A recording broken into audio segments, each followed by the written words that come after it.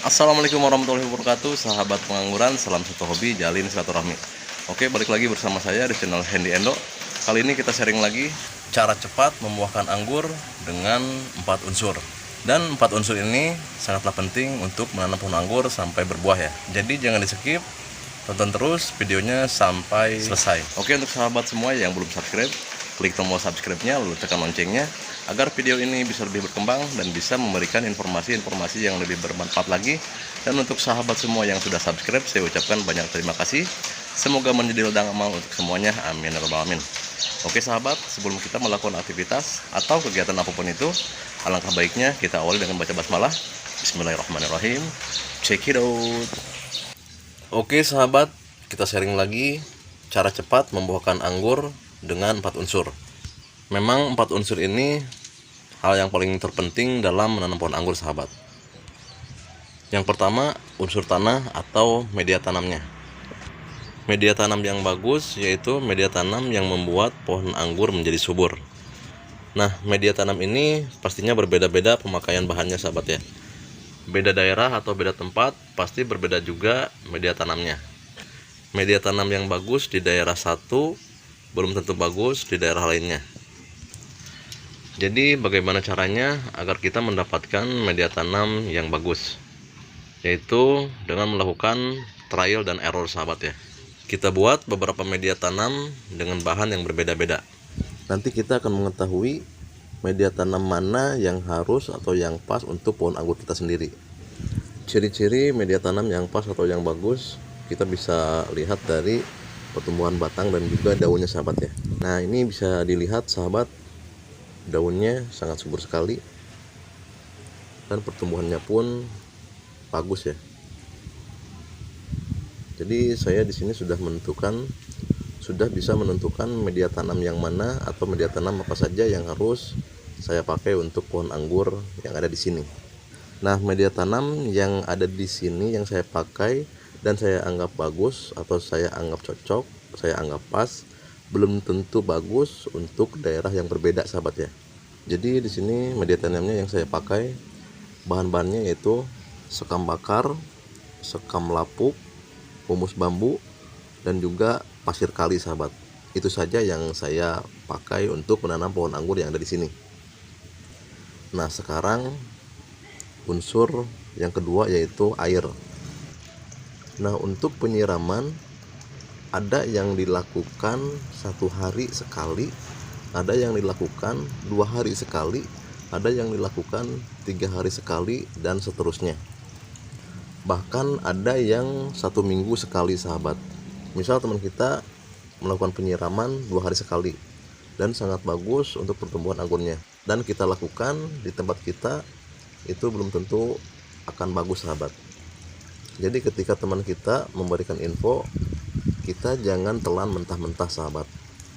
Kita harus menyesuaikan dulu dengan cuaca di daerah kita sendiri. Ada yang terkena full sinar matahari dan ada yang tidak terkena full sinar matahari dan juga sama sekali tidak terkena sinar matahari. Nah itu penyiramannya pasti berbeda-beda sahabat. Jadi untuk penyiraman kita bisa melihat media tanam itu sendiri ya.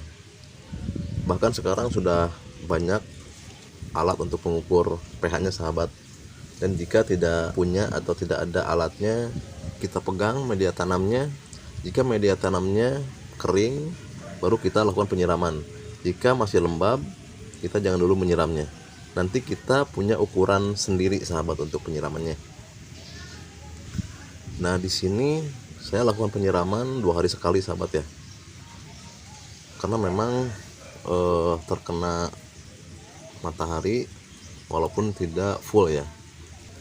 Jadi untuk penyiraman pun tidak akan sama sahabat ya. Nah unsur air ini sangat dibutuhkan tumbuhan, salah satunya pohon anggur ya. Air dibutuhkan tumbuhan untuk melakukan berbagai proses, salah satunya fotosintesis. Selain sebagai penyokong proses fotosintesis, air mengandung senyawa pembentukan protoplasma. Ini adalah bagian dari sel pada tanaman. Air bekerja sebagai pelarut zat hara guna mempermudah masuknya mineral dari media tanam ke tanaman. Kemudian dialirkan ke seluruh tubuh tumbuhan. Air berfungsi sebagai senyawa untuk proses reaksi metabolik pada tumbuhan. Dan air berfungsi untuk mengatur suhu tumbuhan agar tetap stabil. Dan sekarang unsur yang ketiga yaitu matahari. Sinar matahari membantu dalam proses produksi gula dan nutrisi yang membuat tumbuhan, khususnya untuk pohon anggur, bisa terus tumbuh dan berkembang dengan sempurna. Dengan pertumbuhan pohon yang subur akan memberikan manfaat positif bagi makhluk lainnya. Khususnya menanam pohon anggur dapat menyumbang oksigen sahabat ya. Dan matahari dapat membantu fotosintesis. Nah, apa sih fotosintesis itu? Proses fotosintesis terjadi ketika klorofil di daun menangkap cahaya matahari dan digunakan untuk mengubah air dan karbon dioksida. Air dan karbon dioksida ini kemudian diubah menjadi gula dan oksigen.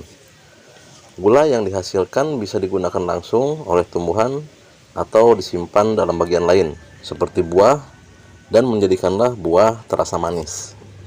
Selain gula, fotosintesis juga menghasilkan oksigen yang keluar melalui stomata dan dilemparkan di udara.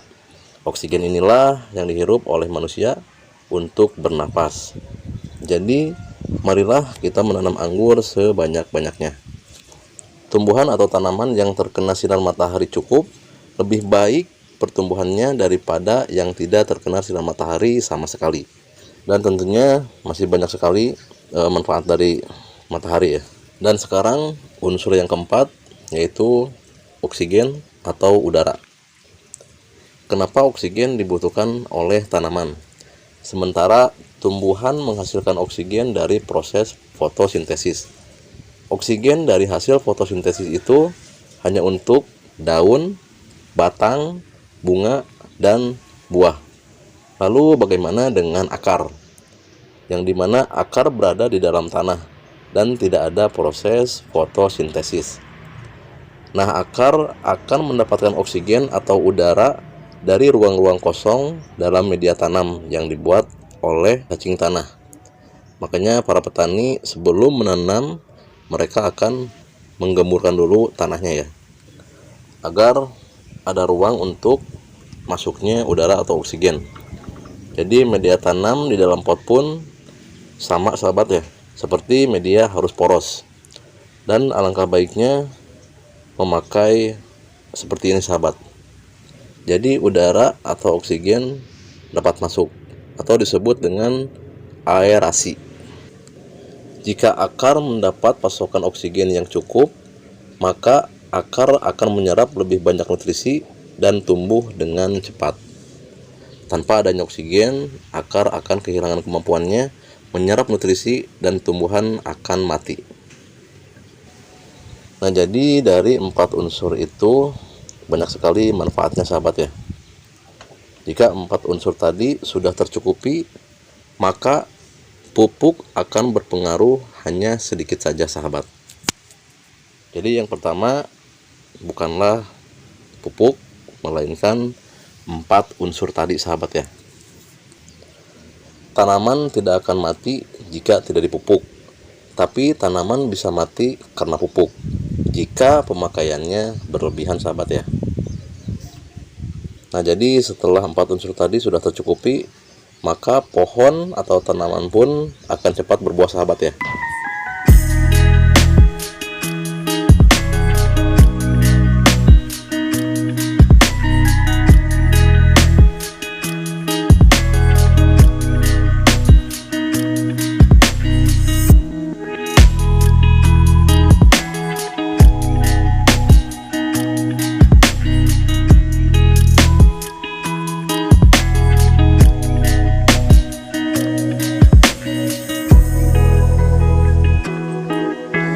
Oke, untuk sahabat yang belum subscribe, klik tombol subscribe-nya, lalu tekan loncengnya agar video ini bisa lebih berkembang dan bisa memberikan informasi-informasi yang lebih bermanfaat lagi.